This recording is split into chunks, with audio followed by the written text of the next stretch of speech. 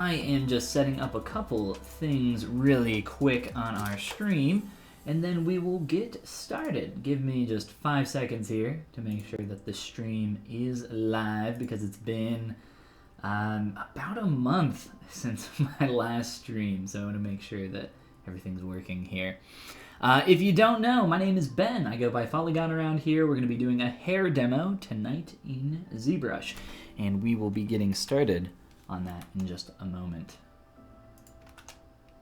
I recently, there we go, cool, I think we're good to go. So I recently did a character in collaboration with Nadia Axel. She's a really talented 2D artist. She does stuff digitally and traditionally, and she ended up creating a character design for me, and I ended up sculpting that character, and that's what you see in front of you. Her name is Diabolosa, and she's a demon. It's her OC. Right now she's dressed as a witch. So I recently released a video over on my YouTube channel, wherever that is. It's just Follygon. I'm Follygon on everything. Showing the entire process, kind of giving some tips, tricks, explaining my process along the way. You guys get the idea. You guys can check that out if you're interested in it. Just Follygon on YouTube. But essentially I had a lot of people asking me about the hair for this character. So I thought it would be cool if during our return to the live stream here on the Pixelogic channel that I would do some playing around with hair tonight. So I am going to show you guys, and I'll hide that image for now, we'll talk about that in a second. That's actually going to be the hair that we create. But I will show you guys my process for how I created this hair and kind of how I tackle most hair, pretty much all hair. There are some exceptions for specific hairstyles, but for the most part, any of that like long flowing complexity, that's what we're going to be looking at tonight. If you are just now joining us, say hi in chat, maybe shout out where you're from, where you're watching from, in a coffee shop or whatever. Hopefully my chat is working, and we can go ahead, and I think maybe shout out one more thing here really quick, and then we'll get started. If you guys want to check out more of my stuff, YouTube channel, Follygon. Appeal Academy is my major course. Most of my students are located in that. But gumroad.com/Follygon, that's where you can get all my brushes, materials, blah, blah, blah, blah, blah, blah, blah, blah. Check it out. It's on the internet. Gumroad.com/Follygon. And then my art station if you guys want to see some of my stuff and you've never seen me before. Cool. Let's do it. So, hair. Hair is a pain, right? If you've ever tried sculpting hair, it kind of sucks. You can also get into a really nice Genova Chen-esque flow with sculpting hair, though. So there can be kind of like this big feeling of, oh my god, I'm never going to reach the end of this, but while you're in the middle of it, you kind of get into a little bit of a rhythm, right? If you've never sculpted hair, then you have no idea what I'm talking about, and maybe you can learn some cool new tips tonight, whether you are experienced in hair sculpting or not. So like I said, I had a lot of people asking me about how I created this hair. And we are going to be sculpting. I'll be turning off the hair for this character. And we're going to be giving her a new little hairstyle, a new haircut. So I will be...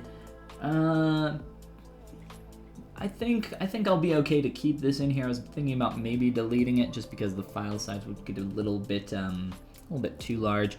But we'll stick with what we got. So here's her current hair. There are a couple of things that are missing. There we go.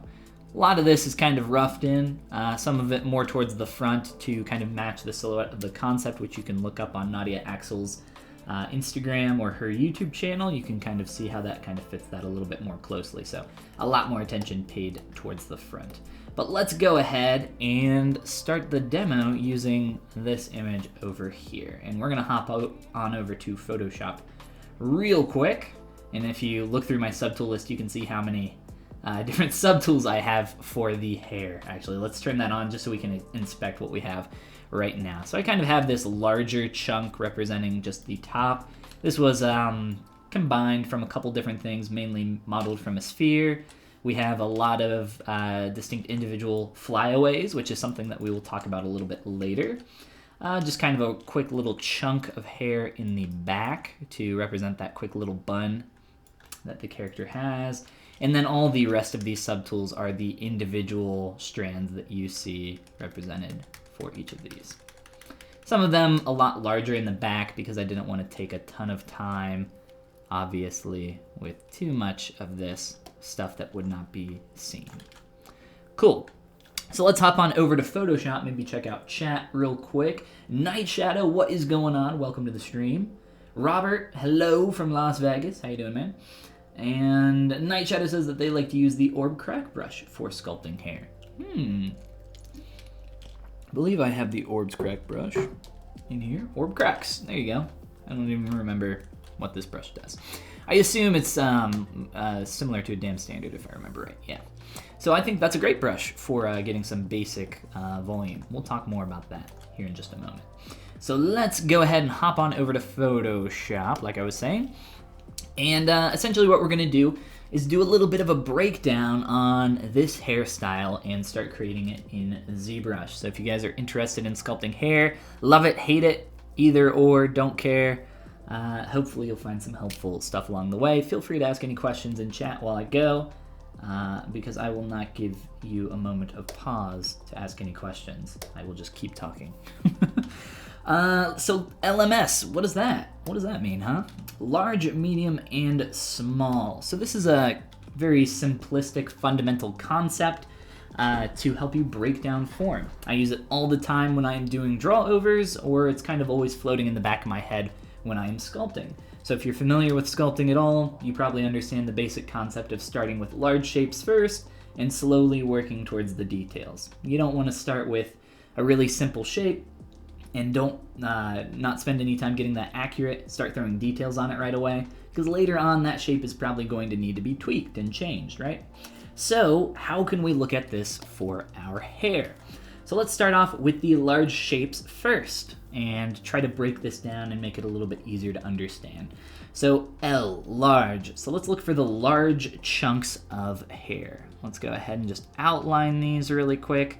We have this one large segment coming down here, and this does kind of split here. You can see how that splits a little bit through there. We're not gonna worry about that yet though. We're just gonna outline kind of this major wedge of hair. And I'm not gonna spend too much time making it perfect. We'll just do it nice and quick here. Get another one of these little segments. See how that kind of flows down through there. So we have so far 1 and 2 kind of these larger segments, and we'll start to break those up a little bit more in just a moment. And obviously the crown is in the way, but we probably have some kind of like little hair part up there, and the hair splits in some form or fashion up through there. I'm gonna just outline the larger shape of what we're looking at. There's a lot going on over here. It's a little tough to kind of see and make out exactly what is happening, but for the most part, from what I can tell, this is the major, what would it be, convex ridge poking out towards the rim of the face. You can see it a little bit better right here in this side image. So everything within this area is kind of depressed, and there's a bit of a negative cavity there. So that is the major kind of separating line there. So it's very important that you spend some time with your hair and just take some time to outline it and really understand exactly what you're looking at. From there, we can start to break that down a little bit more. I'm just gonna try to alpha that out a little bit, and we'll grab this next color and start breaking things down a little bit more. So this is really helpful for me, and just not only with hair, I actually do this on a lot of characters, especially if I'm having trouble figuring out some form. What I like to do on occasion is also do a little bit of a draw over of some topology to help you kind of figure out some of the shapes. Like for instance, in the face, maybe we have this ridge flowing up from the nose up around the brow, and we can see exactly maybe like how that would connect, and you can maybe draw some geometric kind of planes for exactly where that needs to flow, and that can be very helpful. I find that to be very helpful, at least. So maybe that's something that you can try here with your hair as well, but in terms of kind of splitting this up a little bit more into our medium shapes, this is anything that starts to break up your primary form. So for instance, I mentioned those that kind of split shape down through here, which is kind of splitting all of this larger chunk into these smaller segments. We'll start to recognize these a little bit more. Same thing kind of happening over here.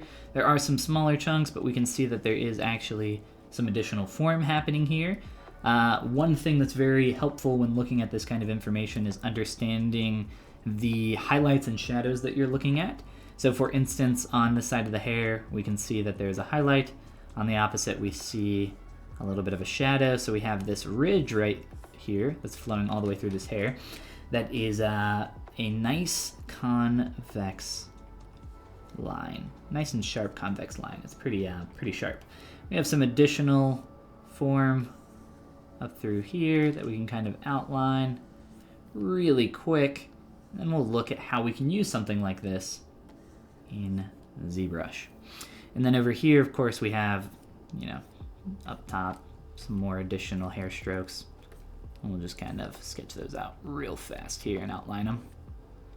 Just some simplistic stuff. And then we'll talk excuse me, about small shapes very briefly. And then we'll hop on into Z-Town. All right, so what are small shapes?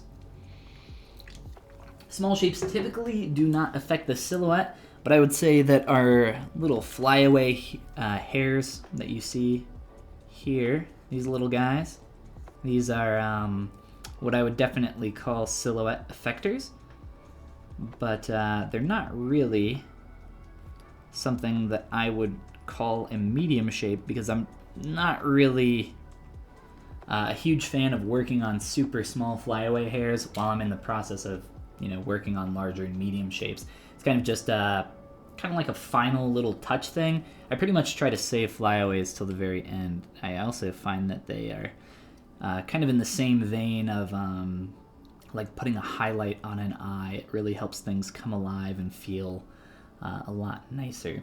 There's also some like little sketcherly strokes to the hair that we could maybe add at this point. You can see some of those flowing through here, but that would be the stage at which I would start to do that as well. So any of these like little tiny additional textures or anything like that. So that's the basic idea of working with large, medium, and small in kind of just like breaking down the shapes. So how do we actually apply this in ZBrush? So let's hop on back to ZBrush, take a look at our hair that we have currently, and then we'll talk about this hair here as well. Strange time to stream for you. No, I normally stream at this time on Tuesdays. It's just that I haven't streamed in probably a month or so. It's been a bit for sure. So I'm coming back from having a crazy bit of travel and work all at once. So I have time. I have time to stream again. So let's see. So with our hair currently, we've kind of already looked at this, so let's maybe not talk about that anymore. Instead, let's get in on our new hair and how we can break this down using this as a reference. So what we want to do is start with our large shapes first. So we pretty much have this one large shape here. So we got 1,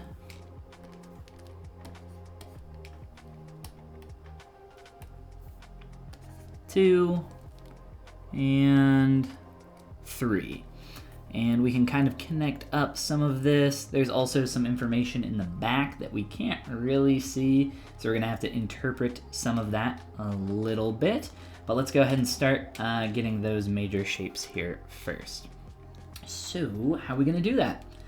Let me see. Where would we like to start? I'm just gonna make this a little bit easier for me to navigate through all these different subtools. Let's go ahead and append a sphere. So if you guys are kind of new to working with hair, there are a lot of different ways that you can go about starting to block out shapes. One way that I like to work with blocking out form is just starting with a sphere, starting to kind of manipulate it into the form that I need. In this case, I think that I am just going to use a curve brush. I'm going to use a default curve brush just so you guys have the exact same tools that I'm using here. I'm going to be using the Curve Tube Snap Brush. A very nice curve brush. I use it all the time. And let's go ahead and start getting in some of these hair segments. So let's just draw one of these on here. And your first initial stroke does not need to be perfect. It's actually, in my opinion, better to keep things a bit messy at this stage. To kind of illustrate that point, even though this isn't exactly what I want, I'm just going to keep it. I'm going to use what I have. So we can have this geometry and start manipulating it with our move brush. So we can just start kind of pushing and pulling, twisting, yoinking. Yoinking is a very technical sculpting term. It means to move wildly or something. So we got that coming up over the ear, and maybe the long pointed ears aren't great for this hairstyle, so I think I'm gonna turn off the ears so that they aren't poking through. There we go. I'll just toggle those off real quick. Oh, let's get the earrings as well. Make it a bit easier to work on this hair.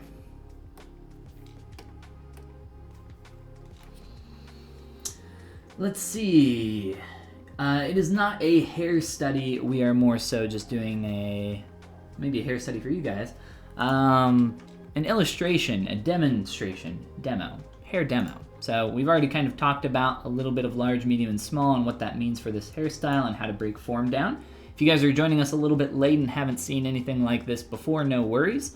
Everything gets uploaded to YouTube after the stream is done. Let me make sure that I didn't miss any questions here. Ah, yes, daylight savings time. That's the one. That's what's got us confused. Let's see.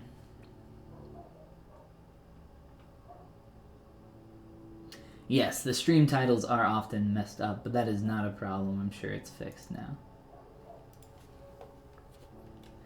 Why not use hair geometry? This is geometry right here. Alright, so like I said, it doesn't really matter too much if that shape isn't perfect starting out, because we can always fix and correct that later. So let's go ahead and do that now. I like to use, if you got some really thin geometry that's like really bothering you, you could probably just inflate that really quick to get that up to the level that you need. Essentially what we're looking at is this large shape here. So if we hop back to Photoshop, we can see that that comes down in a straight line and then curves in on the outside, straight line, back behind the shoulder, and flows down and across. So that is what we're looking for. We want this back behind the shoulder and then flowing across. Now we also need the hair that wraps around the head. As I mentioned, we cannot see that right now, right? Because of our concept, it doesn't show the backside. So we'll have to do a little bit of interpreting on that for sure. So let's go ahead and fix some of that. Start to get that to loop in. And I'll just go ahead and continue to tweak some of this with my move brush. And you know what, I'll keep I wasn't going to keep a lot of these accessories and stuff on the shirt, but we'll just leave them for now. I think it'll be fine. And let's go ahead and start to get a couple more of these little strands. So to save time, I'm just going to duplicate this and mirror it over to the other side. And she is posed right now, so there is some asymmetry. I am going to ZBrush, and actually the hair over here is flowing behind her ear, so that is something that we will need to tweak. So we'll push that back a little bit. And you know what, maybe we can change the hairstyle ever so slightly so it's not quite doing that. For the back of the head, we can either, move this stuff around, combine it with other geometry, sky's the limit. I'm just going to continue to repurpose what I have because it's in the scene already, and I'm too lazy to draw on additional curves.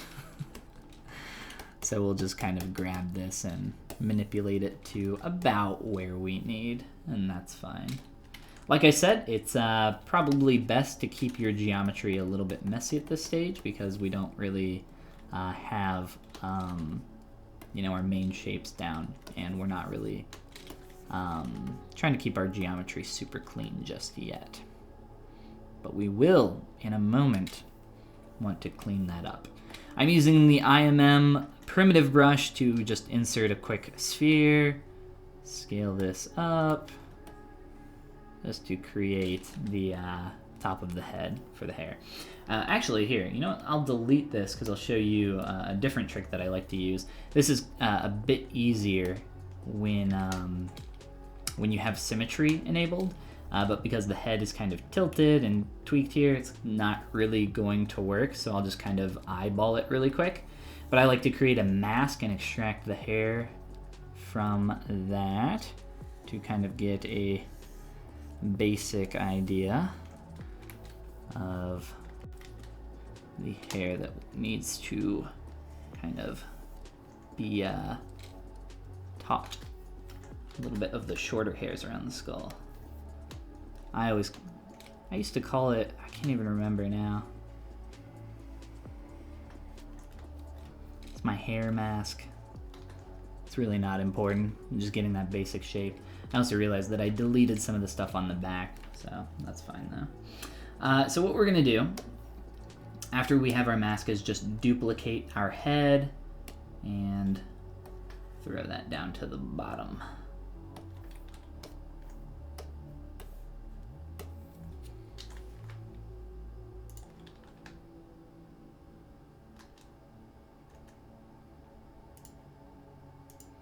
That is extremely high poly. Let me step down and delete subdivs then. There we go. So I just want this. This is all I want here. So this piece of geometry. Scale that up. And now we have kind of the base of the head there. Pulled out just a little bit. So we could give that some thickness. We could play with that in many different ways to give it some volume. But for now, let's just continue on and get the rest of our form in here. So let's see. Let's kind of close up the huge gap that we have at the back of the head. And you know what? I'm just going to use this geometry. I deleted what I had before, somewhat on accident. So we'll just kind of do this really quick. So like I said, many different ways to continue creating lots and lots of geometry. And mainly, all I've been using this entire time is the move brush. So nothing super crazy. All very simple. So right now, all we are doing is focusing, for those that are just joining us, on the large shapes of our hair. So what are the large shapes of our hair? They're everything outlined in red here. So anything that is within this super large shape over here, it's kind of additional piece that kind of curly cues around, and then the other side of the head over here. So that is our objective, create the most basic shapes first, and then we'll start splitting that up a little bit more into some secondary shapes. This is quite a bit shorter on the other side. More so, I think it's just kind of tucked into her outfit. So it's a little bit harder to get a read on exactly what is happening over there. So what I will do is Z-remesh this piece of geometry that I'm working on, just to get it really low poly, make it a little bit easier to manipulate and work on. And actually, before I do that, let's combine it with the other side. So we're just gonna make this one giant, large chunk here. And actually, I'll even move them just a little bit closer.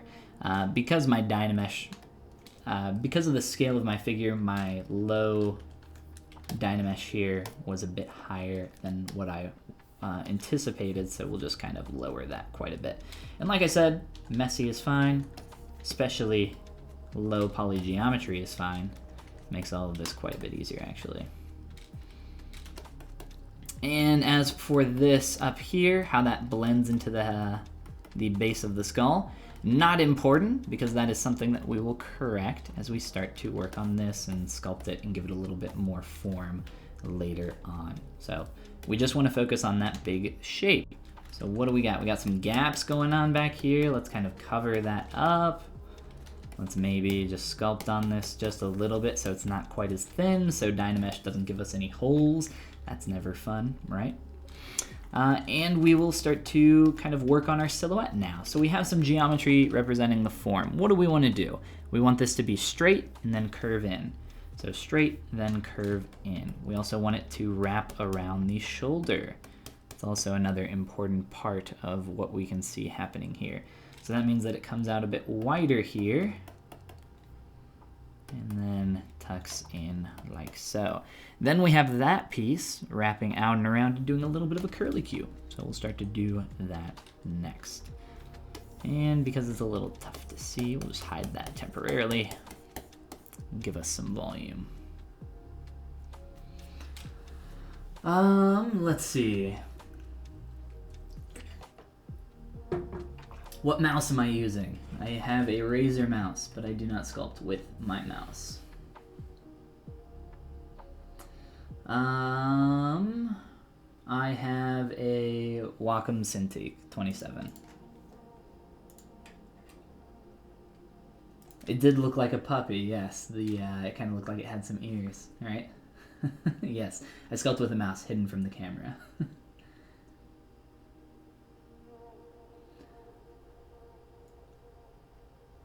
Tentacle monster, now that could be cool. Yes, backface masking is how I was sculpting on that without getting it to sculpt to the other side. I pretty much always keep that on for almost all of my brushes. A few I do not.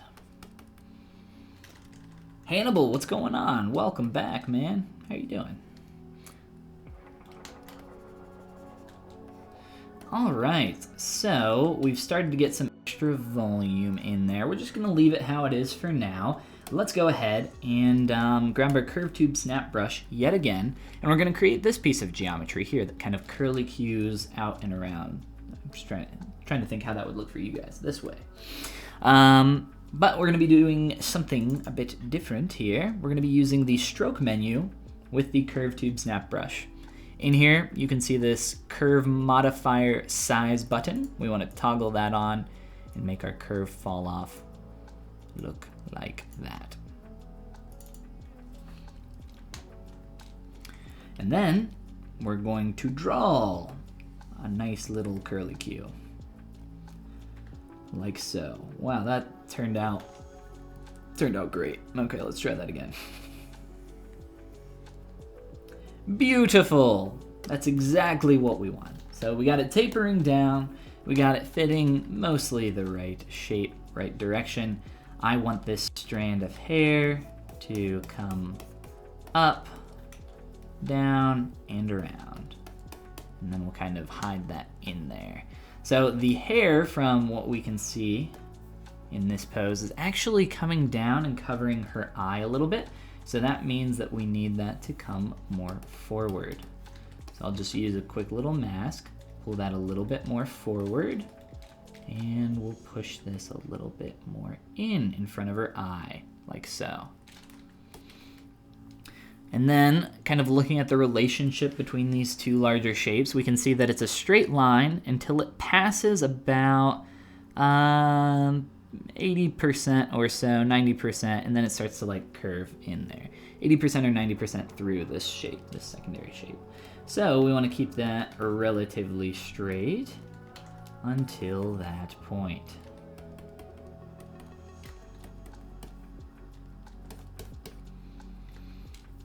And I'm going to turn off the feathers on this character because they are getting in the way. A lot of things are getting in the way. I probably should have used a different character for this demo, but this is the character that I most recently did. This is the video that I had a lot of people asking about how I made the hair. For those that are just now joining us, actually I can show you the hair. Let me turn it on really quick. So this is the hair from the original character that I created in collaboration with Nadia Axel. But we're looking at the same process, just a different hairstyle. I had to find a different hairstyle, and I think this one is relatively simplistic. It fits essentially what we're going for here, but you never really know until you start getting in and working on something a bit more how well it's going to translate on over to 3D. So let's see. That shape kind of pulls out and goes around. And now remember that, as I said earlier, working with those larger shapes, it's extremely important that we spend a long time working on this stage to make sure that everything is kind of fitting the major shapes of the silhouette. Because what's going to happen is if we start to work on the secondary shapes and start to split things up into like individual parts, or start to make things a little bit more complicated, we're going to end up hurting ourselves a lot more later on when we want to make some large scale changes. Makes things much more difficult to like make big scale changes the more complex form that you have. So simple is easy to move around, whereas complex is not quite the same way.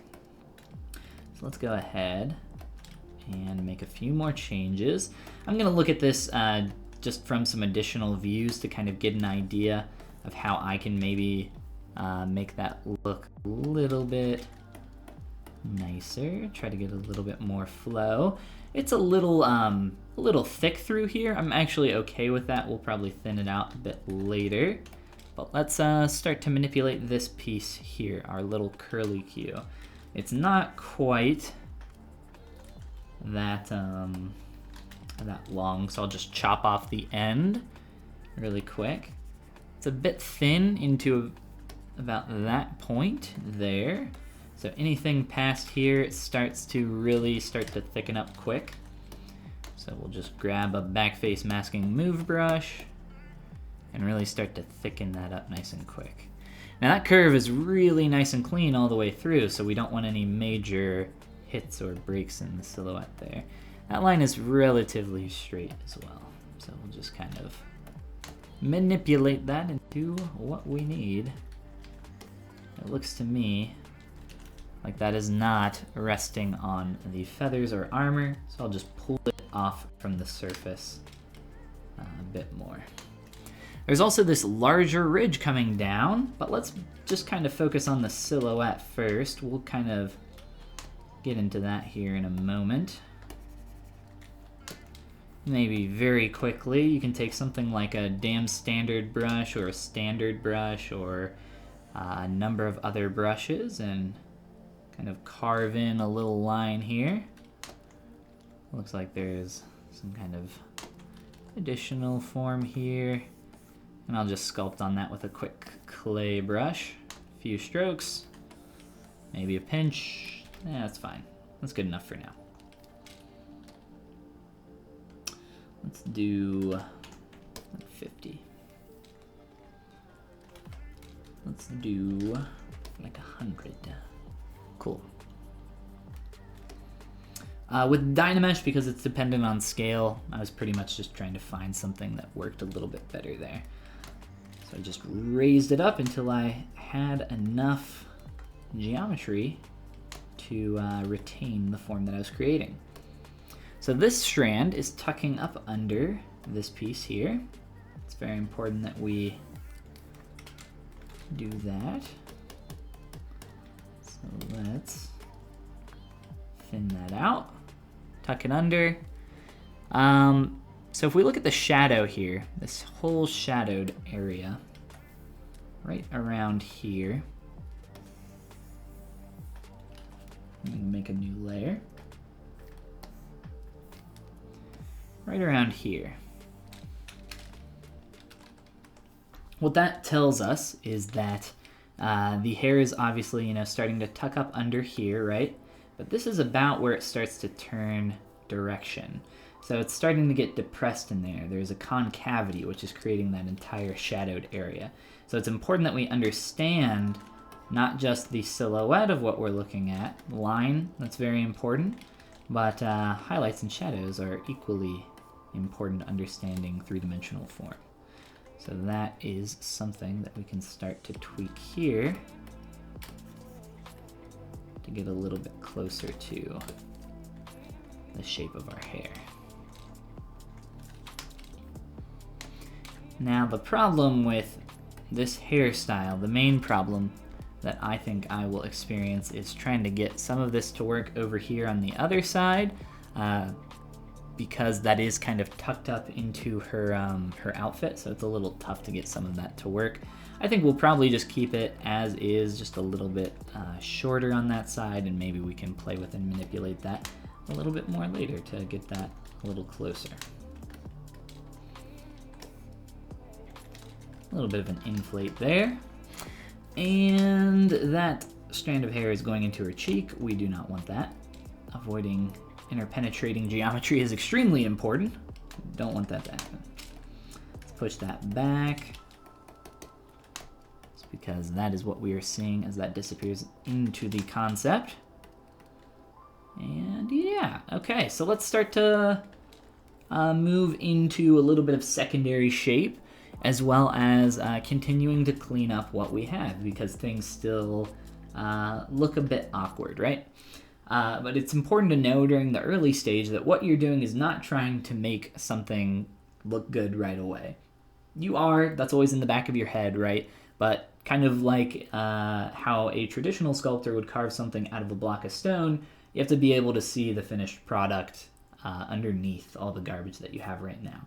So what we're doing right now is we're doing construction, right? We're building the foundation.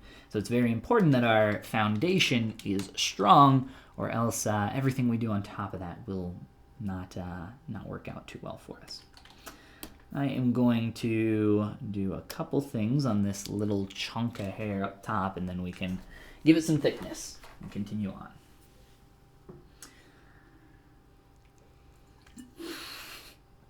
Hello there, Mr. Follygon, or should I say, sup my boy?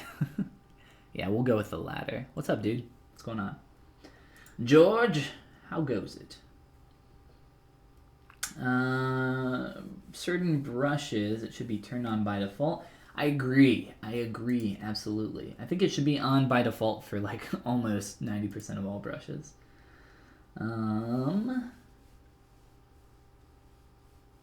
I must have super strong shoulders moving the pen from side to side off of the screen. I'm not sure what you're talking about, but thank you. They're very burly. How can I control hair edge thin? How can you make thin edges for your hair? I recommend a pinch brush or a mech brush. Try out the pinch brush though first. See if that helps you out. Would you say a few key commands out loud if/when you are using them or switching tools? No, I will not. That would be just all I would say. I'm constantly pressing hotkeys, and yeah, that would not be fun. Let's see, anything else I need to catch up on? Any other questions before we continue on?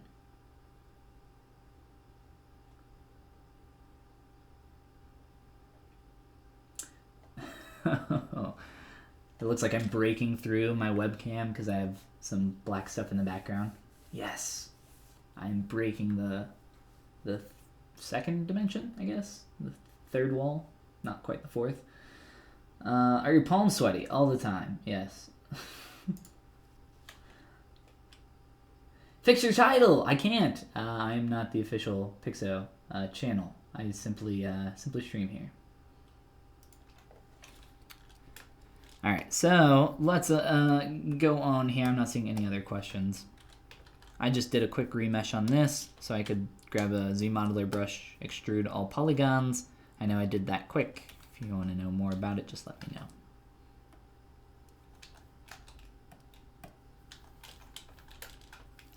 And now we can start to merge and combine some of this stuff to make it a little bit nicer to work with as well. Let's see what our music is doing as well, because it looks like it stopped.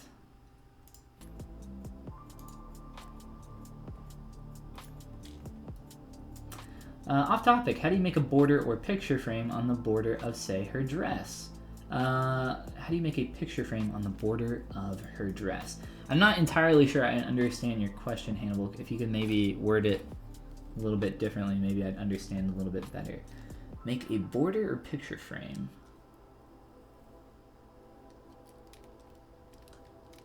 Yeah, I'm sorry, I don't understand.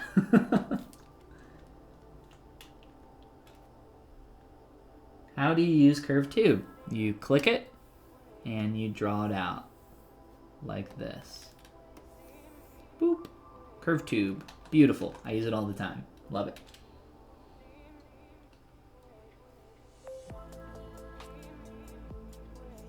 Sculpting clothes that have overlapping parts. Oh, I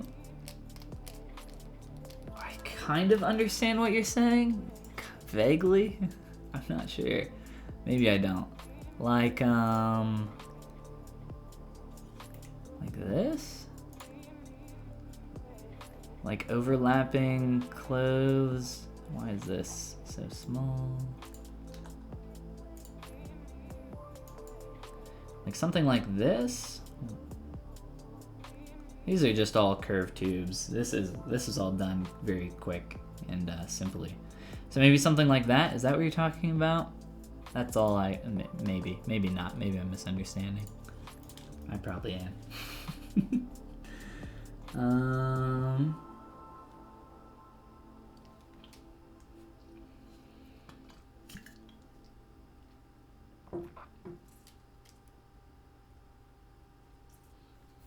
The overlapping leather parts of the clothing need a border or frame. Could you link an example? I believe the Pixelogic channel allows you to link stuff, but I'm not positive. If not, like tweet it at me or something, and I'll take a look.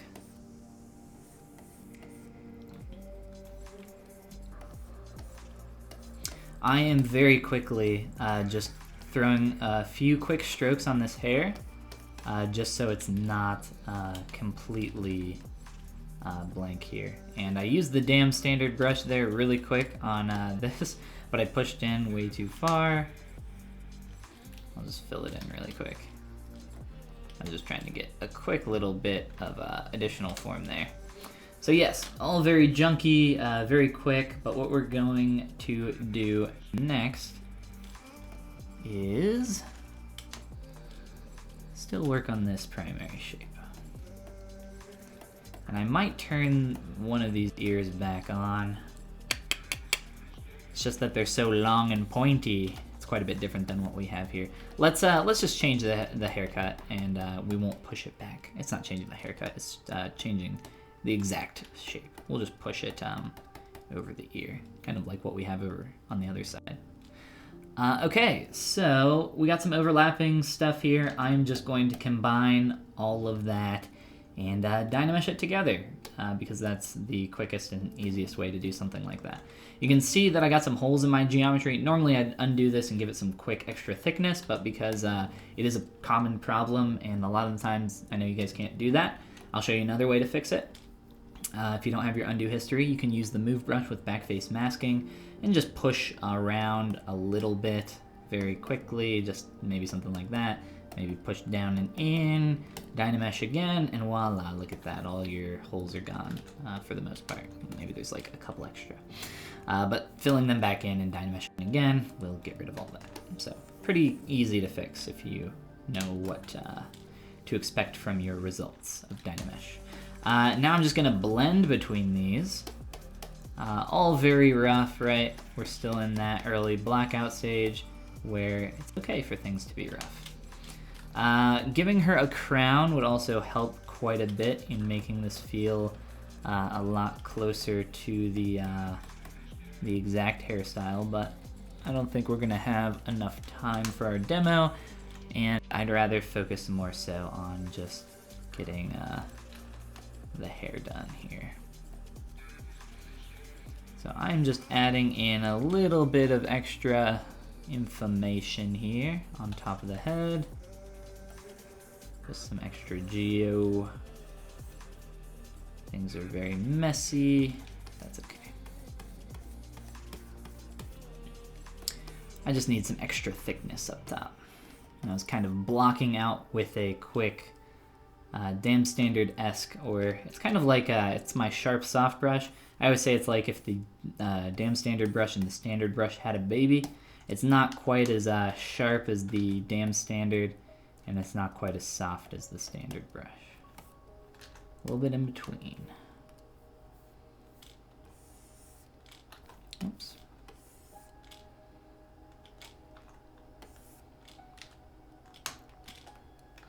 Alright, and then from the back, I'm just going to give that, with my move brush, a little bit of extra volume. Very careful to look at our silhouette here, see what's going on there. There's some unevenness, which a little bit is fine, but for the most part, I want that to be pretty close to what I'm seeing over there, which if we go back to Photoshop, you can see how nice and clean that rounded shape is. So that's definitely something that we want to correct here.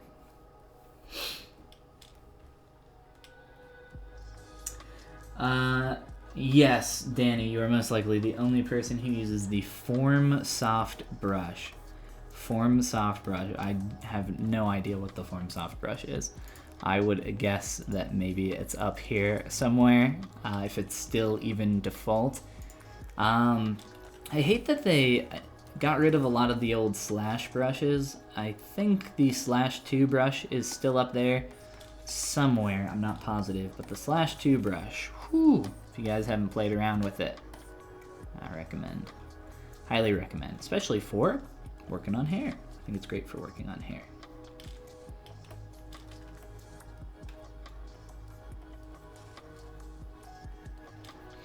All right, so we have a very simplistic kind of shape here, but what's wrong? Well, it's just a little bit too high poly. It's a little bit too dense for what we're attempting to do.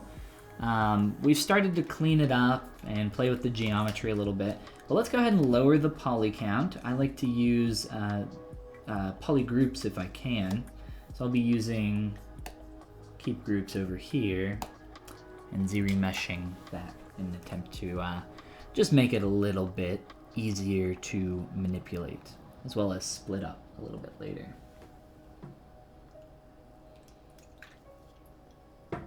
Have you seen the new tools coming on the ZBrush 2020 version? I have. I was actually one of the beta testers, and you can check out my images over on the official website.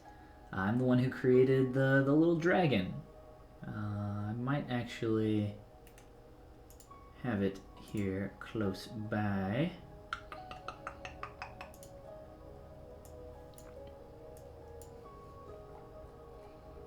This guy. This is what I created for the beta. There are a bunch of new tools, and if you guys are interested in learning more about ZBrush 2020 and the new tools coming to it, there is so this is my guy. That's what I created. Wow, so fancy. So nice. ZBrush Central. ZBrush 2020. Click on up here, and you'll find out about all the new cool tools coming in the new release, which is on November 12th. Wow, that's coming up soon. ZBrush 2020 will be a free upgrade for all registered ZBrush users. Yet again, yay. As it always has been. But yes, this is my guy that I created for the beta. He's a lot of fun. I liked working on him a lot. Oh, look at that. Our Z-remesh is all done. Wow, beautiful. Look at that. Perfect. Perfect retopo of hair with the magic of Z-remesher. No, it is not. It is not perfect, but it will do the job for what we need right now. And what do we need? What do we need right now? Well, let's continue manipulating a little bit more, and then we can start to break our hair. Excuse me.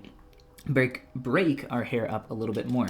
I feel like I just had a mini stroke, and my throat is very dry, so I need another drink here. But I want to fix this first. You guys ever get like into a sculpting mode where you're like starving, or you have to go to the bathroom, or you need a drink of water, but you're like, just one more thing, and you do that one more thing, and then there's like another one more thing, and then that 2 more things turns into 10 more things, and then you're like just dying for a drink of water, like I am right now. That happens to me a lot, actually. Just get getting that flow, all right? I'm just trying to give this a little bit more extra volume here. I'm just using a few clay tube strokes and hoping that that doesn't, whoops, turn on transparent, get too crazy there in volume. I think that's okay. I think that's fitting the silhouette fairly nicely. All right.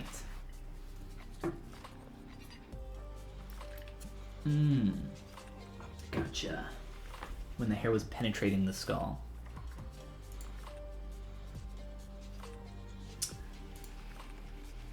Let's see. Ah, I see. Yeah, not my style. Not my style of brush. I actually don't even use the standard brush really to sculpt all too often. I am not a huge fan of the standard brush for sculpting, but I will use it on occasion.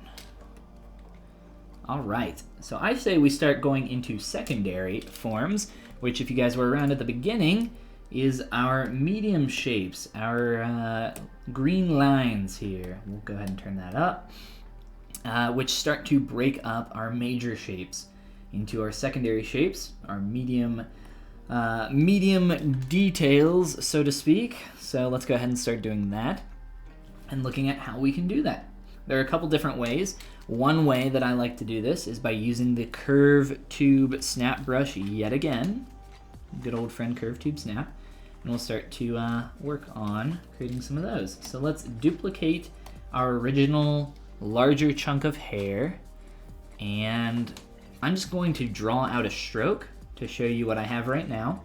So I have this turned on with size modifier in the stroke menu, stroke curve modifier size. So if I turn that off, it'll be even throughout. I'm actually going to keep that on, but I am going to pull that up a little bit and add in an extra point and try to get something a little bit nicer here. There we go. I'm starting to like that. Another thing here, if we can undo back, another thing that we want to try is to make this more thin. So if we come up here and lower our Z intensity, we can make that a bit more thin, which is nice. And one last thing here is under brush depth. I'm going to embed that just a little bit too. Maybe a little bit more.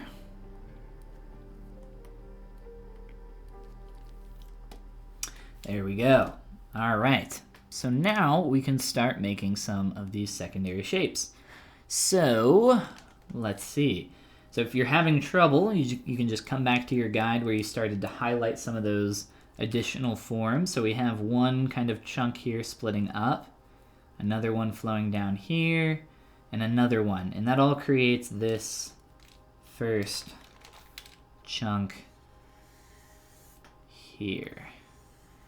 So there are about 3 pieces that make up this whole piece.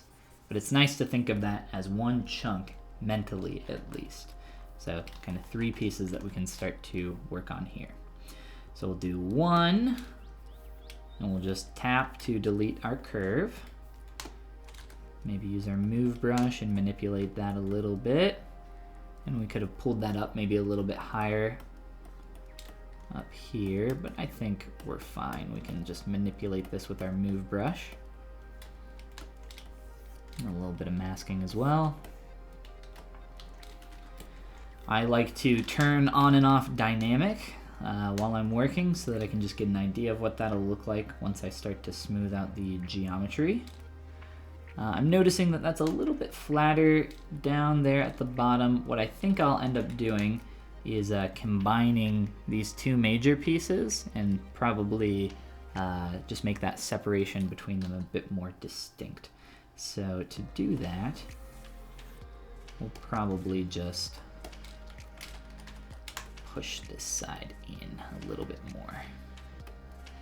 So essentially they're going to be creating an M shape if we were to look at it from this angle.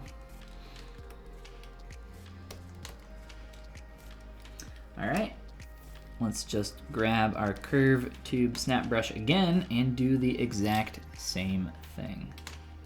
I'm gonna make this one a little bit flatter though.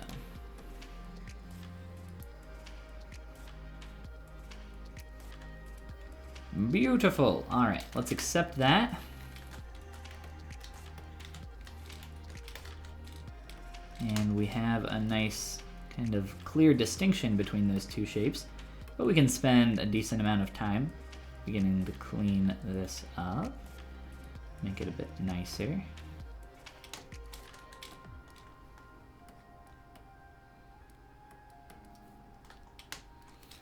And let's just merge these together so we can look at them. We can even turn off our larger hair shape so we can maybe play with manipulating these to make them flow a bit better.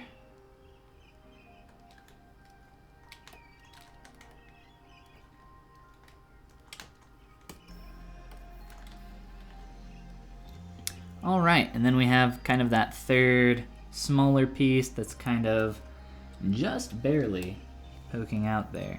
So what I'm going to do for that one is just modify my size, whoops, here. And starting from about the eye down to there. Give us one of those. Increase our Z intensity, lower our draw size till we get something a bit closer to what's in the reference. I'm going to make it a little bit smaller than what is in the reference so that I can inflate everything, because the tips of that stroke were a little bit too small in my opinion. Let me put that back where I had it. All right. Now it's just a matter of cleaning that up. You can see that it's a little bit dense in terms of topology, poly count, right? Typically what I'll do in this kind of instance, if I want something to be hyper clean, I'll come through with a Z modeler brush, choosing to delete edge loop complete, and I'll just go through and delete a bunch of the edge loops, and it makes the geometry just that much easier to manipulate. So what I'm doing right now is deleting maybe about 75% of the geometry or so. Remember that the less polygons that you have, the easier it is to manipulate the form. And that was pretty quick. On some stuff it can be a little bit more time consuming if you're working with your topology to make sure it's hyper clean, right? But in this case, you know, that was a pretty quick and simple one. All right, so I'm gonna blend those together. I'm gonna start to feed that in there as well as down here. And there we go. We're starting to get somewhere. So with our larger chunk of hair, eventually we will just delete our larger chunk altogether and continue to work on our new pieces. That's why it's okay to keep this messy. We might want to keep some of this in there, depending on the hairstyle and what we're trying to create. Sometimes I will. Sometimes I'll also use it in a way where I would maybe just make a selection like this, and then I would turn this section here into one strand of hair. I would just split it off or extract it, right? Either way. So that's another way to work, but we've been having a lot of fun, I think, with the curve brush, the curved tube snap brush. So I think this is working pretty well here. So we'll probably continue with that for a little bit longer. Make sure we don't have any more questions before we start working on the next section. Yes, I am just using the hairstyle from this character on a different character that I just recently created. For those that are just joining us, you know what, maybe something that I can do is take this character with this hairstyle, her original hair, and put her up in the corner so I don't have to keep turning this on. So that is her original hair that I created using the exact same technique that we're looking at right now.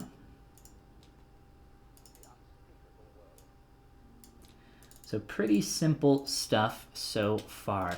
we've really only used a handful of brushes, mainly being the move brush and the curve tube snap brush. That's about it. Nothing too complicated. So before I go on to making a few more of these hair segments, which we will do, let me just manipulate what I have so far. So I really want that tuck in there to be nice and clean. Get that in there. If things are a little bit too thick here, all we have to do is grab our transpose line and shrink that down, or our 3D gizmo, whichever you prefer.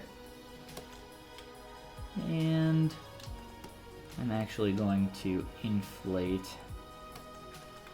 that back strand like so. And I'll show you guys another technique. So I'm going to subdivide these pieces of geometry that we have so far, just so I can show this off.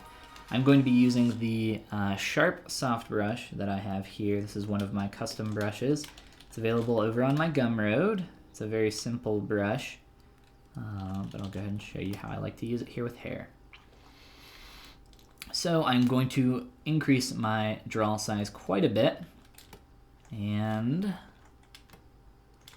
very lightly, whoops, make sure I have the right brush selected, and very gently here just start to pull a stroke down here.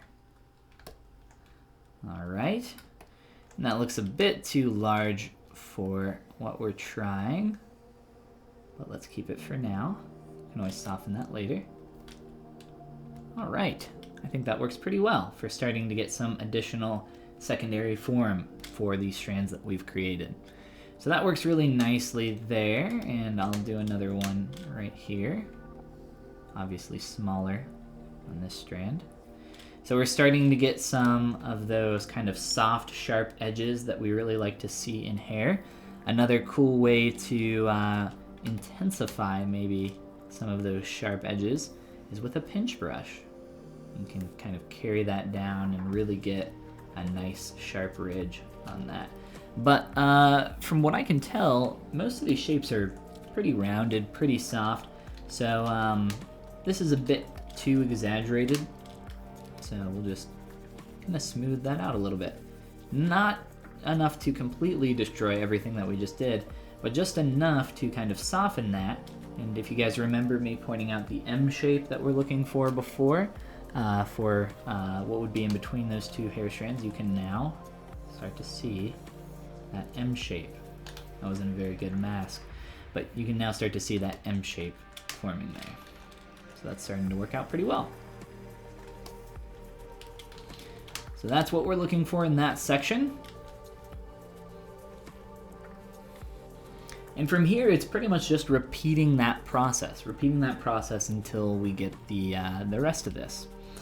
But we have about an hour left, so I don't think I'm going to have enough time to hyper detail any of this. So I'm trying to think what we have enough time for. I think I'm just going to continue on with the secondary shapes.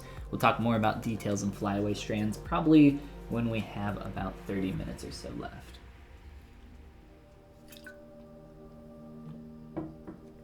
Why don't you just copy the hair from that model to this model? Oh man. How do you make the hair curve tube snap flat again? You just, for any curve brush at all, not just that one, but for any curve brush at all, if you lower the Z intensity, think of that as a percentage of how thick or thin that is. So if you make it 50, it'll be half of its original thickness. So Z intensity.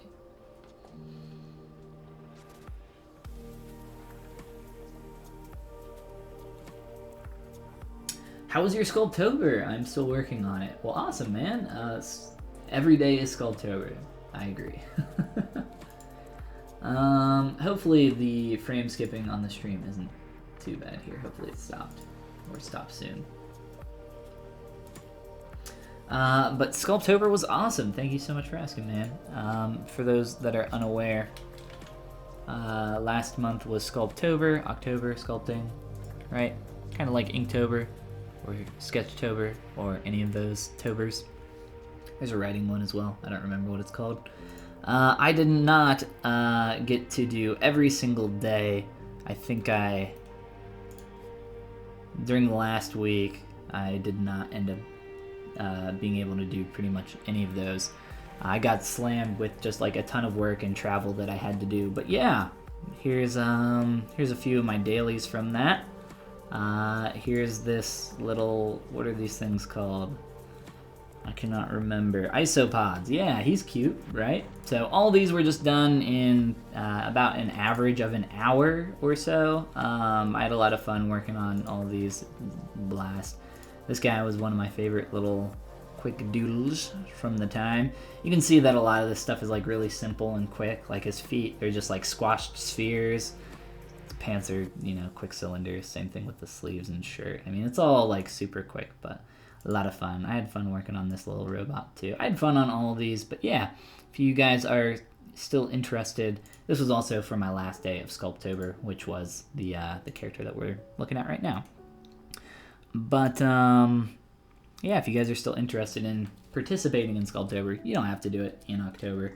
It's more of just a month-long challenge, and the objective is to get people sculpting. SculptOber just happens to be conveniently a way to get everybody to do it at the same time. There's all sorts of other sculpting challenges as well, though. I am not the creator of SculptOber. I merely helped to facilitate it this year, and I had a lot of fun getting to participate as well. If you didn't get to participate, though, hey, there's always next year. Every day is SculptOber, though. I agree. It is for me. It is when it's your job. Alright, so we want a few more strands here. I'll continue working on these and just answering questions, and maybe, like I said, so we definitely want that to come out further up and over what we have there. And then it hangs below and wraps down and in to that area as well. So there's quite a bit actually going on there. The whole objective here, though, when you are working on your hair, is to just kind of do it one at a time when you're starting to get into this secondary form stage, because you're not going to be able to really do more than that. If you do, you're going to start to cause more trouble for yourself, because the whole objective here is that we're starting to figure out the proportions more and more. And what proportions are being able to reference what you see against other parts. So you can't really figure out proportions unless you have some of it already in there. Kind of defeats the purpose, right? So it's very important that we get as much in as quick as possible. It's the exact same thing I do when I'm sculpting anything else. All the exact same strategy. That is having a lot of trouble there. I've kind of twisted it. Nah, it's fine. We won't worry about it too much. Alright, so with this piece, I think I will do the exact same thing with my sharp soft brush. Pull that down, get some extra form. It looks like it's a little bit more so on the back side, so if we can get that. And maybe push that in. I'm just using a trim brush here to push that in a little bit so I can move that edge. And it's totally okay if it starts to get messy. It is not the end of the world at this stage. I'll show you how you can clean up your strands, make them nice and simple again. So one cool thing that we want to pay attention to here is how the taper of the hair works. So for instance, it starts to get a bit thinner there, and then it like thickens a little bit at this one segment right here. There's a bit of a hit there. So these are little things that I really try to look for that help to break up the monotony of a strand of hair, just tapering all the way down and getting smaller. It just kind of makes it a bit more visually interesting. So, you know, it's not super messy, but it's too messy for me. So we could go back, lower our subdiv back down to subdivision level 1, where we started.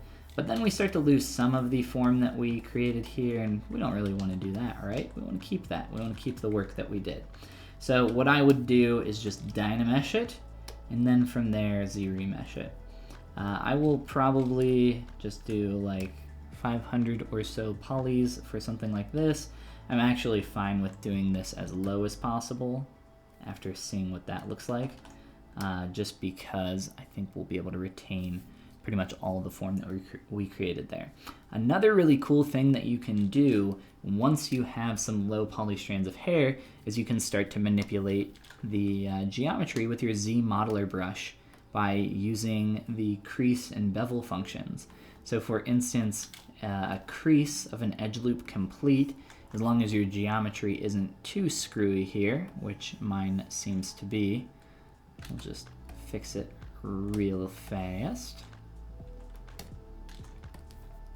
so I can show you guys, and add in a couple creases and maybe delete an edge loop here and there.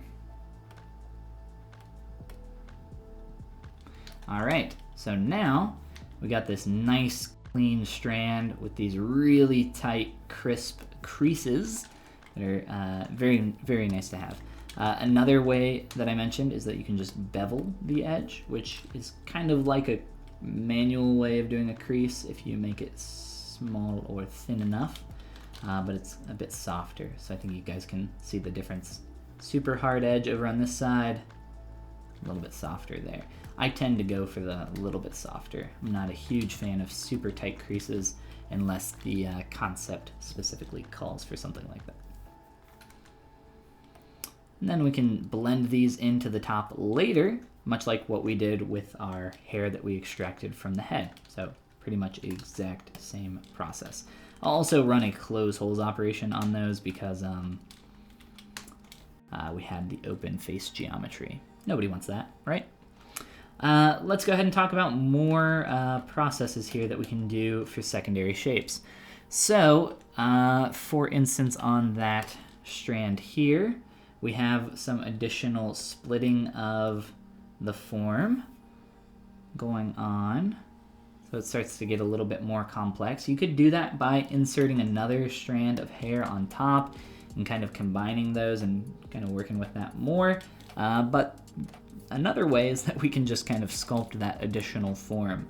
I like to use lazy mouse when I'm sculpting on hair because it's going to keep things a lot more clean. If we turn off lazy mouse, whoops. Oh wait, I want that down.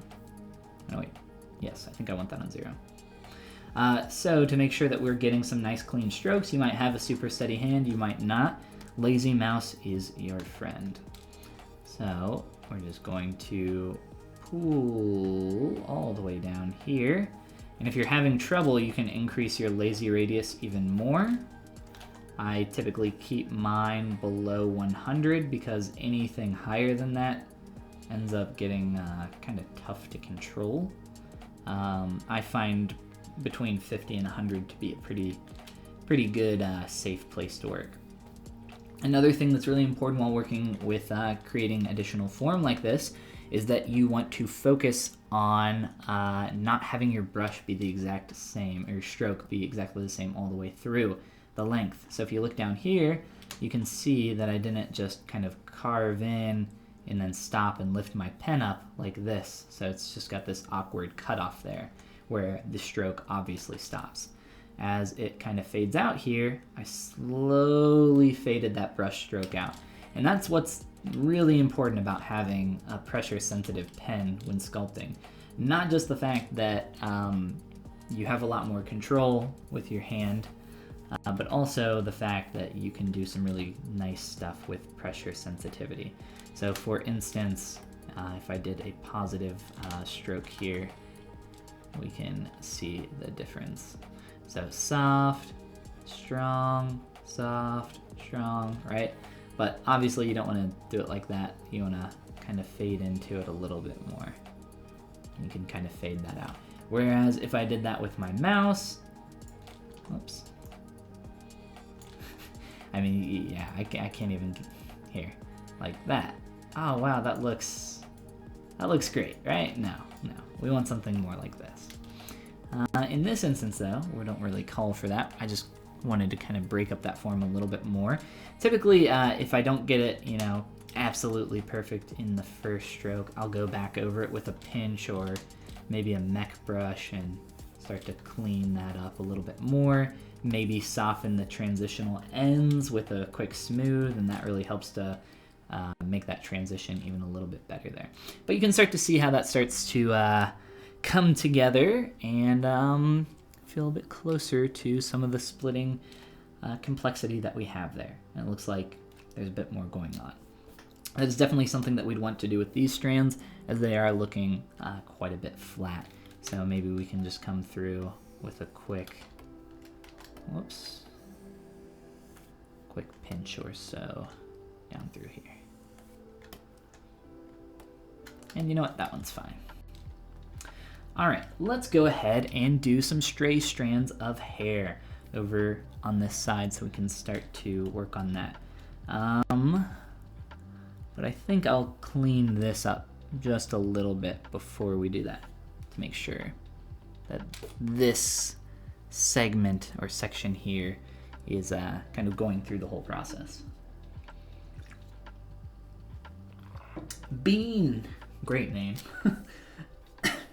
I'm sculpting every day, but the problem is like 3 or so weeks straight of sculpting the same thing. Well, like you're working on the same project for 3 weeks? I don't think that's necessarily a problem. I work on projects longer than that a lot of the time. You know what? If you're pretty new to sculpting, you know, just kind of understand that it takes time. It takes a lot of mileage to get up to that kind of level where you're going to be happy with maybe, or more happy with the amount of time it takes to create a certain result. I pretty much always say that the only difference between, you know, someone that has never painted in their entire life and someone that painted the Mona Lisa or, you know, sculpted the David or, you know, any famous work, right, is time. And not just, you know, the number of hours that you put in beforehand, but also the number of hours that it will take to do that piece like that one time. And the more hours that you put in beforehand, the less time it'll take when you go to do the new project, right? It's all about mileage. So it looks like this is a secondary piece coming down and wrapping around down to here, and I really like that. So I would like to copy that. I think that's a really cool way to break up the hair.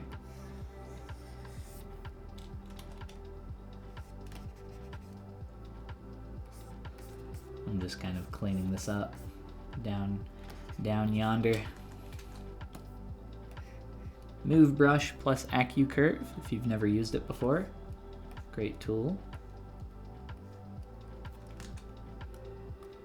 It twists a little bit more, but I think we're fine with what we got.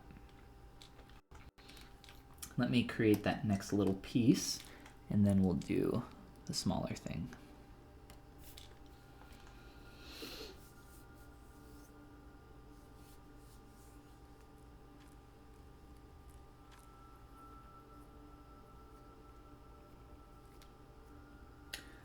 Part of why I'm spending so long on each thing is because I'm looking for the most effective way to do something, as well as what looks the best. Yeah, maybe. I recommend just having a very clear goal of what you're trying to accomplish or why you're sculpting something.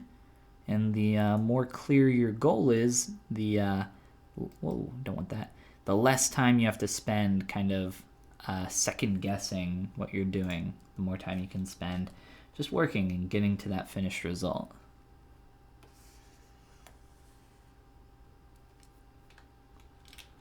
All right, that is basically what I'm looking for. It's not quite going in the right direction. Again, I'm going to make this one a little smaller. And then I'll scale it up with an inflate. Just a little.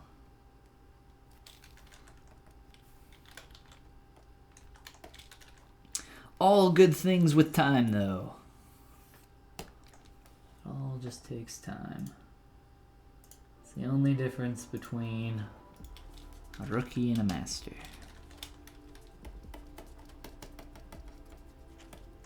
Just do it a lot. That's how you get good at hair. Just do it a lot. No secrets. But people don't want to hear that. Like, people never want to hear that you just have to do something a lot. That's why this new amazing diet always sells so well, right? Nobody wants the hard way, the right way.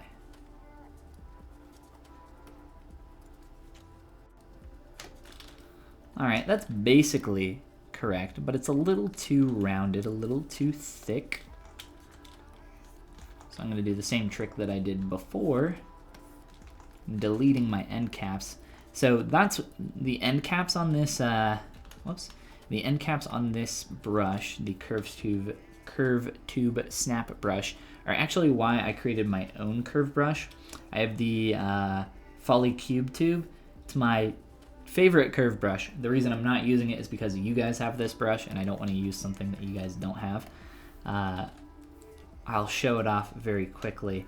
But those end caps are why I created that brush, because the end caps on this one are not super great.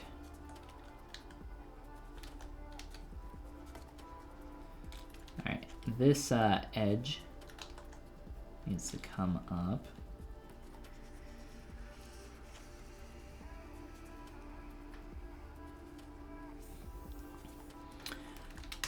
And like I said, with hair, really it just takes a long time to do. So I recommend grabbing some music. I typically listen to podcasts and just try to get into a little bit of a flow with it. And over time, the hours will melt away and you'll find yourself almost done with your hair. But we only have a couple hours for our stream tonight, so we're just trying to show off the whole process here as much as we can. So that's a bit closer, so I think I'm happy enough to just leave that as is. It's kind of like a secondary piece there. It comes down a bit further and this starts to thin out a bit earlier and do a couple different things, but it kind of gets the point across for what we need here. All right, so let's do some stray strands of hair. Stray strands of hair are often, I like to put them, you know, if I don't have a great reference for how they work, I like to put them around the face to help create more detail and draw the attention to the face. You can see that the artist has done that up around here, a little bit here with the secondary piece. There's a little bit too much complexity, in my opinion, happening down here in both of these images, and it tends to draw your eye a little bit too much to that area. So I don't think this is a great example of the best way to do stray strands of hair, but I think they still look really nice. I think the hair is done beautifully on both of these illustrations. So we'll still keep them in the same place, but that's something that I want to mention that you guys can keep in the back of your head for when you go to work on your hair. So how do we create stray strands of hair? Wow, the curved tube snap brush again? Yes, again. It's our best friend for hair. Whoa, come back. We're going to do the exact same thing that we have been doing, just on a smaller scale. And I'll show you a technique that I like to do to make these even easier to manipulate. So we have one coming down this ridge here, and we have one coming down here. We have one over here. It looks like that splits, so let's say 4. 4, and then, you know, there's another one over here. So maybe like 5 on this side of her head. And what's important with these kind of simplistic stylized characters oftentimes is that you don't want to overdo this stylized hair. It's kind of, or these stray strands of hair, it's kind of like if you're typing out a message and you make everything bold or everything italic. If everything's bold, then nothing ends up being bold. So you kind of just want to have pockets of detail to help draw the attention, which is why it's nice to put them around the face, draw the attention of the face, right? So let's just draw one out here. Boop, boop, boop, boop, boop, boop. Real small, real thin. Beautiful. Grab that. So the problem is, with something like this, is that it is nice and thin, it's simple, you know, it gets the job done, but the geometry is just so dense.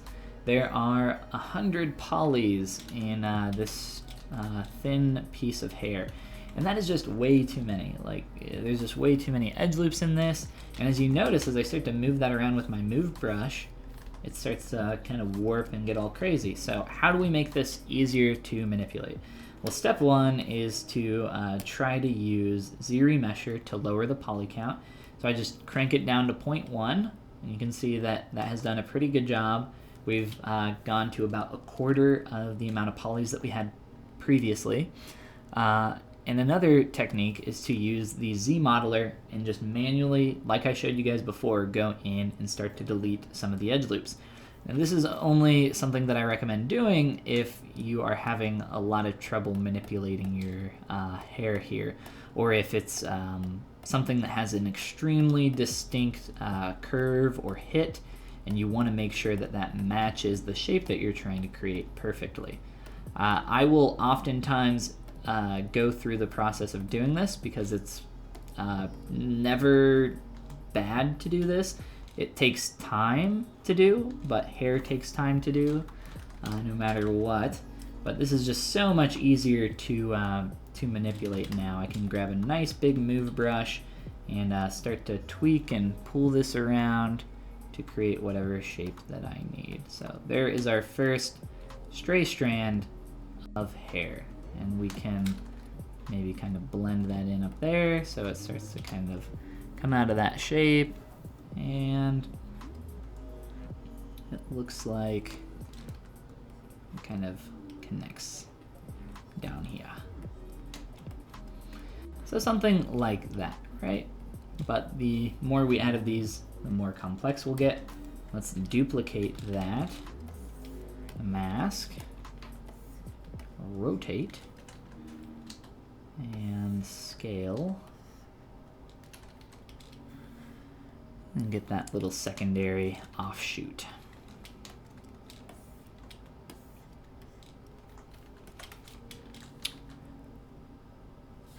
And that one even looks more thin, so I will use deflate. I'm doing this with the transpose line, but the inflate operation is a deformer. It's in your tool menu, deformation, and down here at the bottom, inflate. So you can just crank on that whichever way you need. I'm just using a little bit of a hotkey. So there we go. We got a little bit of a thinner strand there, and we've started to create some of our secondary, or not secondary, but tertiary details, our kind of high resolution final coup de grace, so to speak. And of course we can start to create more of these and continue to complicate and work on the hair even more. What I would like to do at this stage, I'm kind of fast forwarding a little bit because we're running out of time with our stream, and I want to make sure that we can show off a little bit more of the process. But I would not actually at this stage start to work on the details. I would still be in that kind of secondary stage working on creating the rest of the hair. But like I said, because of time, we want to show off as much as we can. So I would still be working, wrapping slowly around the head, starting to create more of these pieces. And then after I was done creating all of those individual segments and different block out pieces, then I would probably remove the larger original kind of hair block out, or maybe pick and choose sections to keep and sections to remove, and then continue to work on the hair a bit more. But it's important that we show off the whole thing. So that's basically the process. I can continue working on this for the rest of the stream, and I probably will, unless we have any specific questions related to anything else. For those that are just joining us, this is a character by the name of Diabolosa. We just got through doing a bit of a hair demo. We're going to continue working, though, because because we have about 30 or so minutes left. I am going to just create a quick extra folder to throw this all in so that I can show you guys the original, the OC, the original character without the new hair that we're working on for the demo. So this is the original character, same hair, same exact process. I think you guys, now that we've kind of gone through a bit more of the process, you can probably see how a lot of this was created. We just got done looking at some of those stray strands of hair, those individual segments, wherever they are. Here are a few of them. So you can kind of see how that works out with this character. As you can see with this one, a lot more of them are up and around the face. It is a little bit shorter, right, than the last hair that we were looking at, but with the intention of trying to draw detail and draw the eye up to that area. So same exact technique. Her ears are turned off. That looks a bit awkward, but that is it. That is the whole thing. We can continue working on it though. So let's go back. All right, make sure I didn't miss any questions here.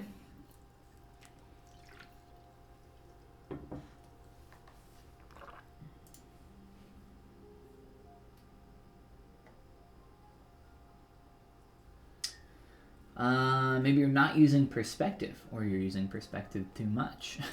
So with perspective, while I'm sculpting, I will intermittently flip on and off between it. A lot of the time I actually keep it off while I'm sculpting, especially if I'm sculpting on something very close up, just because I find that perspective tends to cause quite a bit of issues with rotating your camera around from really close to your model. Another reason I'd turn that off is for the orthographic view, if you're trying to just snap to the side and make some large scale changes. I find that to be very helpful.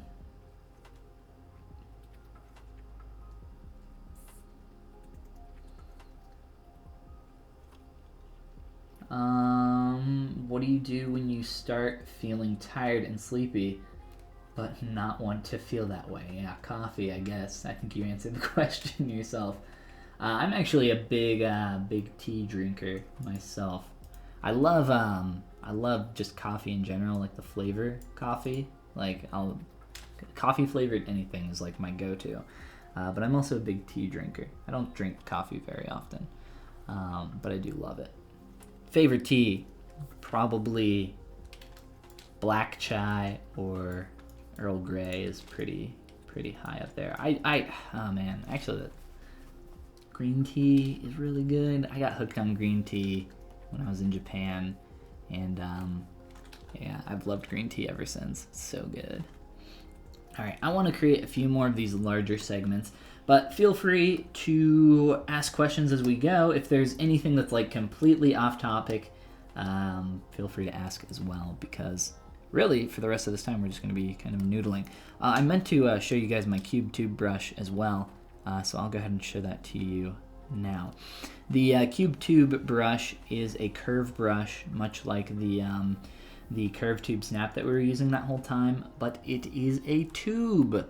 You can actually do this with the curve tube snap brush. You can change it into a cube through a modifier, a brush modifier, but it doesn't have the same geometry. It doesn't have the same exact clean topology that something like this would have.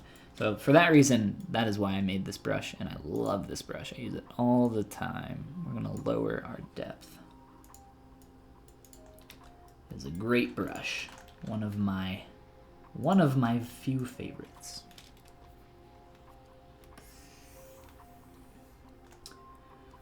Yes, black tea is so good. Specifically black chai. Oh. The only tea that I had that I didn't like was some expired matcha, and it tasted good actually, but what it did to my body was not okay.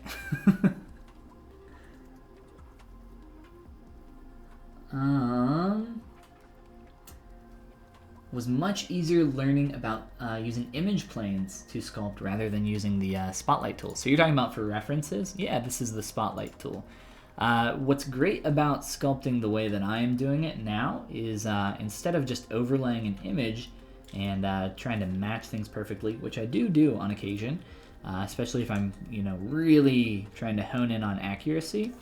What's great about sculpting with just a reference image, whether you have it here or off screen or in your hand on your phone, doesn't matter, is that you're working on your eye, working on your artistic eye, your ability to recognize when things look wrong or right. And that is half of the work, right? In my opinion, it's more than half. I think your ability to see and understand what you're looking at is more important than your actual abilities as a sculptor. So obviously you have to be able to sculpt and have the knowledge of the software, the actual dexterity and know-how for working with that medium. But you also have to be able to see what you're doing. And that sounds like a weird thing when you say it, especially if you're not extremely familiar with any artistic medium.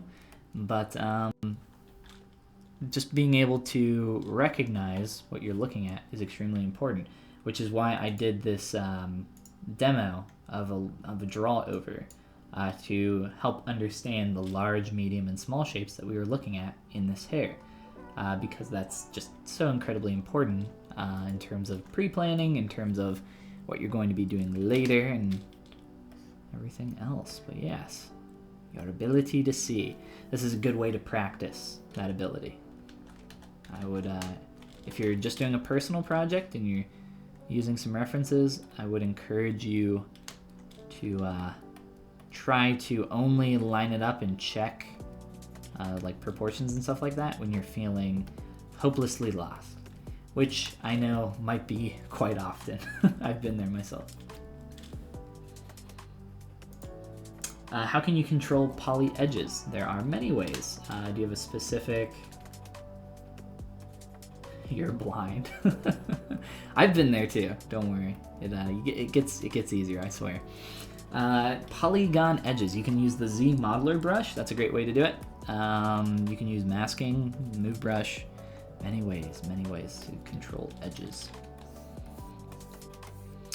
I am noticing that we need quite a bit more volume on this chunk.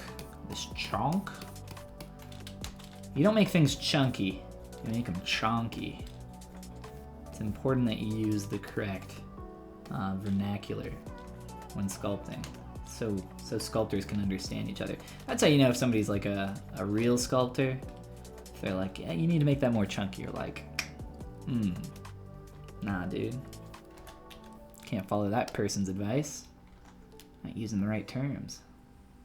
Alright, and we got this little kind of cut going down the middle through there. Very hard to see, but the light, you guys see that highlight and how it kind of creates that shadow there? Definitely splitting the shape. So look how messy that is. That's nice and messy, right? But that's not important, not in the beginning. Each time you're creating something new, a new strand of hair, an ear, a nose, whatever you're sculpting, you have to think of it in those stages that we looked at before. Large, medium, and small for everything that you do. And it's something that you just kind of get used to. Think of it always in the back of your head.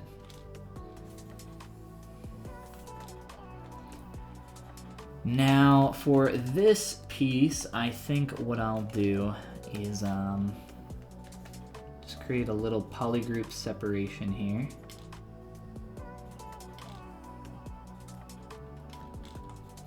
Just like that, so that when I Z-remesh this with keep groups turned on, it will create a nice clean edge loop between those two polygroups. And then I can use that to my advantage. Someone was just asking about edge control in ZBrush. I'll show you guys something with that here in just a moment.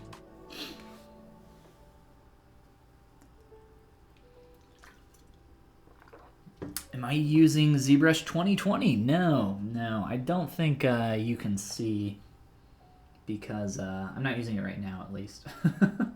I'm not allowed to stream the beta. Where is it? Title bar. There you go. ZBrush 2019, right up here at the top left corner. I am actually a beta tester, but I am not really allowed to talk about my experience with it. But if you guys are interested in learning more about the beta, there's my internets. If you guys go on over to ZBrush Central, check out this very first link, ZBrush 2020 coming soon. Scroll on through here and there's all sorts of information, video demonstrations on the new tools. I have gotten to play with all of these. I think you guys are going to enjoy the new version of ZBrush a lot when it comes out on November 12th. November 12th. And that is, of course, a free upgrade for all registered ZBrush users. Look forward to it. That's coming up really soon. That's in a week, right? Just a week from today. Get to play with all those fun tools. All right, so we just Z-remeshed this. It did create a bit of a star in the topology down here. I'm going to try to fix it, but I think that just crashed. No? That is not exactly what I was looking for. And I know this bevel will freak out. So I'm actually not going to do what I wanted to show you. Not on this piece, at least. I will show you on another one very quickly because you know what, we got time. So how do we fix something like this? We might as well, right? I'll just split it off. Split it off and make it its own piece so that it's easier to manipulate.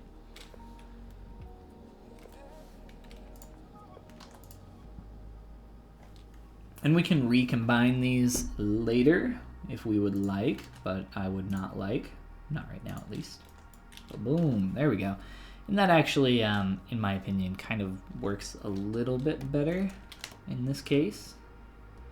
And this is actually another technique that we can use with our original hair block out to cut some pieces from.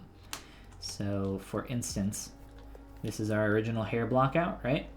But if there is a specific shape that we're trying to create, we can just use a selection tool like a mask or a selection brush and start to cut that out and separate it, much like what I just did with this piece here. So we took this, we cut it in half, and we just split it up into two separate pieces of geometry. Very easy to do.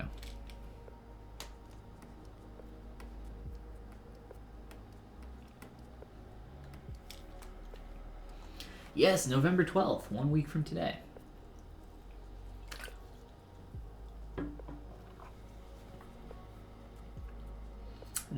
How do you call it? I've just been saying ZBrush 2020 in my head.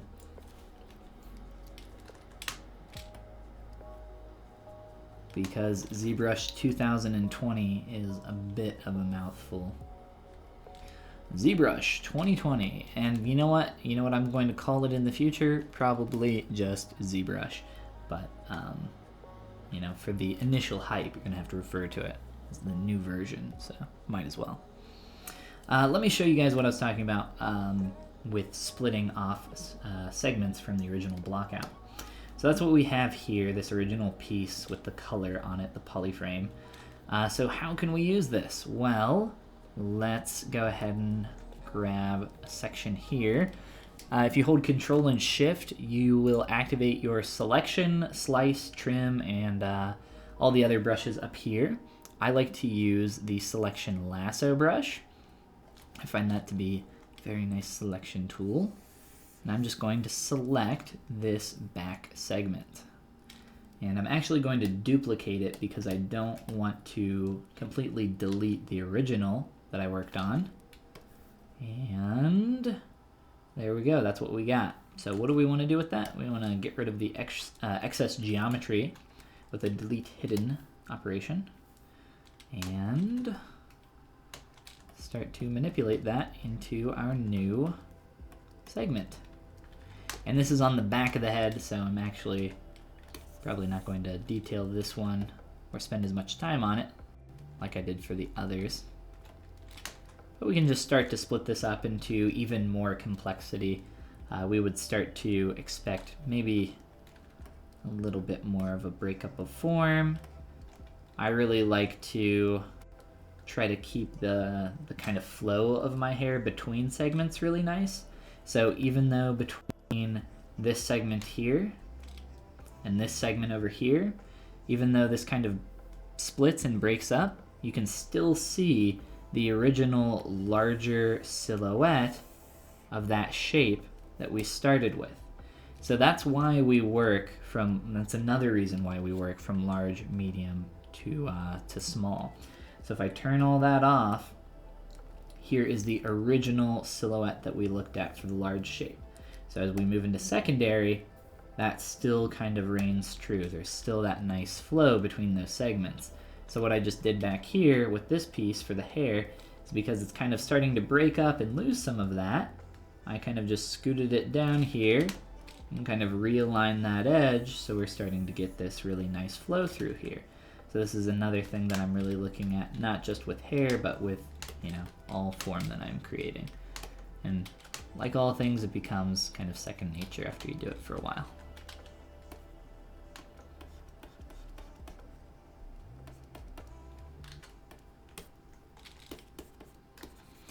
And it's also extremely messy, so what do we do with extremely messy geometry? We Z-remesh it really low.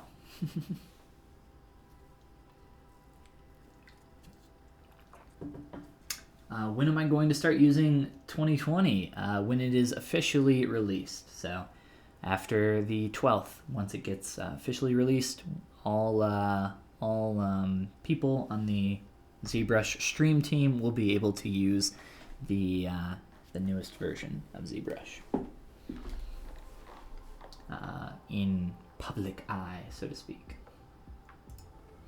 Are there any major differences between versions? Yes, there are many new tools and things to check out. Again, you guys can check out all the new tools over on the, wherever I put it, the ZBrush Central very first, here, we'll just go back. Right here, very first post.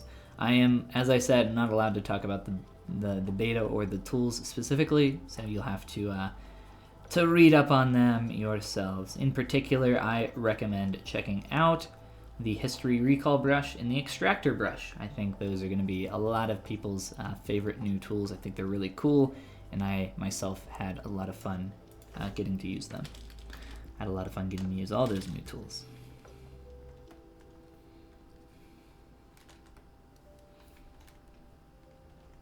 Yeah, I can't wait to have it officially released as well. It's going to be a lot of fun to see what everybody creates with all these new awesome tools. It's going to be a good time. I love when a new version of ZBrush comes out. It's like Christmas.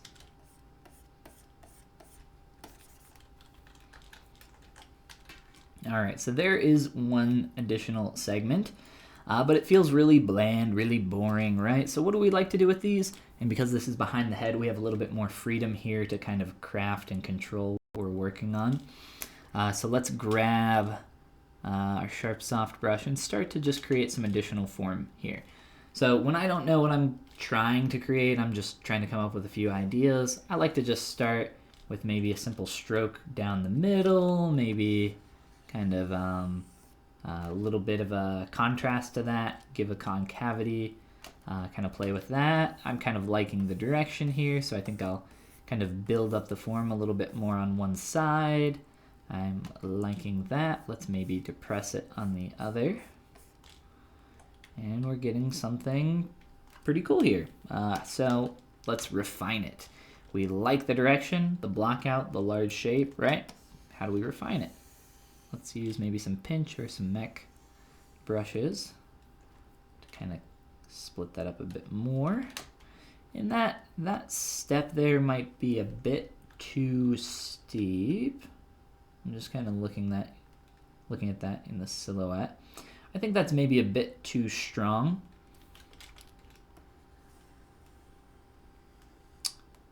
So I think what I'll do is soften this side here. Just very gently.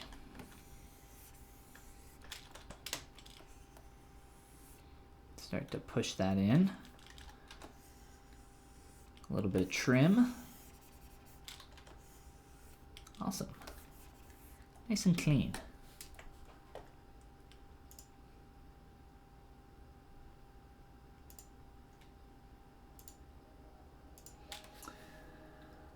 The gallery models look awesome. Yeah. Mine should be on there. I don't have it pulled up. I think I have the link here somewhere. 1 second. Yes. I couldn't find the link for this on the website to the gallery, so I'm going to share this in chat with you guys so you guys can go check out all the models as well. But yes, so this was my piece. This is what I got to work on and create for the beta. Just kind of a dragon. I got to play around with a lot of the new tools for the new version of ZBrush on this cool guy. He was a lot of fun to work on. There's a bunch of different color variations that I created using some of the new tools as well. But I'll be posting the rest of those on ArtStation tomorrow after my brain has a second to cool down. I just got back in yesterday from Boston, and I'm going on another trip this weekend. Just all sorts of crazy work lately, and moving around. But yes, back to streaming this month, so that's nice. Again, if you guys are new around here, this is the Pixelogic ZBrush channel. My name is Ben, or Follygon around these parts. And I will be streaming next Tuesday. Same time, same place. 6 p.m. Eastern US time, or 3 p.m. on the West Coast, which is, I think, what they have it listed as. Beautiful. Beautiful hair. Slowly, right? Like I said, hair takes a long time. It's something that I typically get into a really nice flow with as I continue to build up more and more of the shapes. Obviously quite a bit more complex over on the left side of her face. But with time, it'll start to come together a lot more. And I think, where did our stray strands go? A couple stray strands right there. Stray strands, we didn't really get to do too much with those, but that is maybe something that we can look at a little bit more in a future stream. But I think that is where we are going to end it for tonight. So thank you so much for coming and hanging out, everybody. Again, if you guys want to check out any of my stuff, my YouTube channel is the Follygon. You can just Google it. It's great. There's good stuff on there. I'm really selling it. My ArtStation, it's all the same. If you guys are interested in checking out any of my brushes, materials, courses, yada yada yada, that is my Gumroad, gumroad.com/Follygon. I'll pop a link in chat for you, cool kids. And make sure you check out the new features for the ZBrush beta. Again, that is coming out 1 week from today for the official release, November 12th. Let me make sure that is correct. Yes, November 12th. Get ready. That's going to be lots of fun. But until then, you guys have a fantastic rest of your night. I hope to maybe see you over on my YouTube channel or on the Pixelogic channel for my next stream next Tuesday. All right, until then, I'll see you guys around.